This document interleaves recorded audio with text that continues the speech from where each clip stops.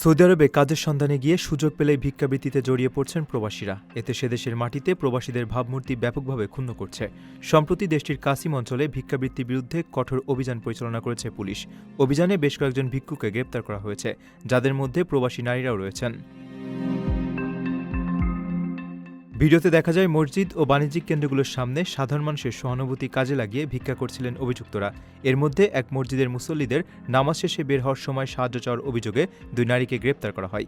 এছাড়া একই কায়দায় ভিক্ষা করার সময় এক ইয়েমেনি নারী ও বাণিজ্যিক দোকানের সামনে সরাসরি ভিক্ষাবৃত্তিতে জড়িত থাকায় একই দেশের আরেক নারীকে আটক করেছে পুলিশ।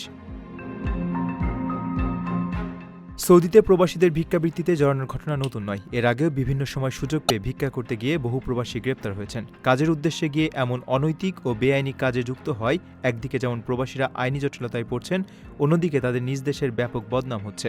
কঠোর আইনের দেশটিতে এ ধরনের কর্মকাণ্ডে জড়িতদের বিরুদ্ধে প্রশাসন বরাবরই জিরো টলারেন্স নীতি অনুসরণ করে আসছে। প্রথমবারের মতো প্রবাসীর সিটিতে শুরু হলো কমার্শিয়াল শপ বরাদ্দ। আপনার ব্যবসাকে দিন একটি আধুনিক ও সম্ভাবনাময় ঠিকানা। একই সঙ্গে নিশ্চিত করুন ভবিষ্যতে লাভজনক বিনিয়োগ। সীমিত সংখ্যক কমার্শিয়াল স্পেস এখন বুকিং চলছে। স্ক্রিনে প্রদর্শিত নাম্বারে আজই যোগাযোগ করুন এবং আপনার পছন্দের শপটি বুকিং নিশ্চিত করুন। স্পেস সীমিত, তাই দেরি নয়, আজই বুকিং করুন। প্রবাসীর সিটি, আপনার ব্যবসা ও বিনিয়োগের স্মার্ট সমাধান।